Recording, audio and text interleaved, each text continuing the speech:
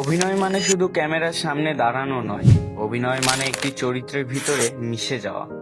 আর এই শিল্পে যিনি নিজেকে অনন্য উচ্চতায় নিয়ে গেছেন তিনি আর কেউ নন, সবার প্রিয় চঞ্চল চৌধুরী। পাবনার এক নিভৃত গ্রাম থেকে উঠে এসে আজ তিনি দুই বাংলার ড্রয়িং রুম থেকে শুরু করে বিশ্ব মঞ্চে সমাদৃত। কিন্তু এই রাজকীয় সাফল্যের পিছনে গল্পটা কি খুব সহজ ছিল?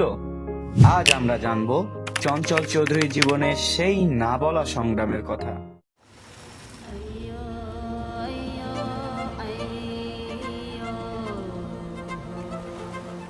কোন পড়তে চাইছো? সত্যি করে কও। কথা কচ্ছ না কেন? ঘুমাবো না। এই নোটিশ জন্য আমাকে আজ এই অবস্থা। যা, ওরা ধরে নিয়ে আয়।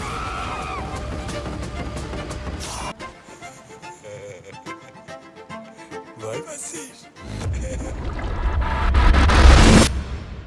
1974 সালে 1 জুন পাবনার কামারহাটে জন্ম নেন চঞ্চল চৌধুরী।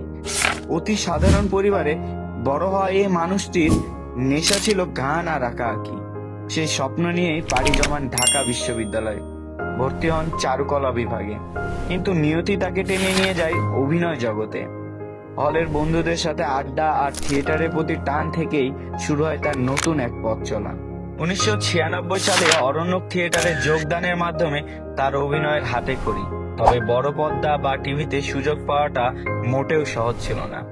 দিনের পর দিন অডিশন আর ছোটখাটো চরিত্রের অভিনয়ের পর মোস্তফা সারোয়ার ফারুকী তালপাতা সেফাই নাটকটি তার ভাগ্য বদলে দেয়। এরপর তাকে আর পিছনে ফিরে তাকাতে হয়নি। চঞ্চল চৌধুরী মানেই নতুন কিছু।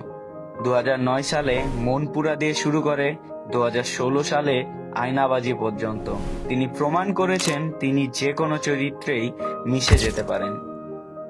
আয়নাবাজির সেই শরাফত করিম কিংবা ভাল আমলের হাওয়া সিনেমার চানমাঝি, প্রতিটি চরিত্রই যেন তার অভিনয়ের স্বাক্ষর। শুধু সিনেমা নয়, বর্তমানে ওটিটি প্ল্যাটফর্মেও তার জয় জয়কার। তাকদীর, কারাগার এর মতো সিরিজে তার অভিনয় দেখে মুগ্ধ হয়েছে গোটা বিশ্ব। এত বড় তারকা হয়েও চঞ্চল চৌধুরী অত্যন্ত সাধারণ জীবনযাপন করতে পছন্দ করে।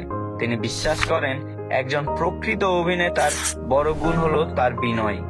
ব্যক্তিগত জীবনে তিনি এক পুত্র সন্তানের জনক এবং তার স্ত্রী শান্তা চৌধুরী সবসময় তার অনুপ্রেরণা হিসেবে পাশে থেকেছেন। চঞ্চল চৌধুরী অভিনীত কোন চরিত্রটি আপনার হৃদয়ে সবচেয়ে বেশি জায়গা করে নিয়েছে? সোনাই, শরাফত করিম নাকি চানমাঝি? কমেন্ট করে আমাদের জানাবেন। ভিডিওটি ভালো লাগলে লাইক দিন এবং আমাদের বায়োগ্রাফি বাংলা স্টোরি চ্যানেলটি সাবস্ক্রাইব করে বেল আইকনটি চেপে রাখুন। পরবর্তী ভিডিওতে কার জীবনী দেখতে চান তবুও জানাতে ভুলবেন না। ধন্যবাদ।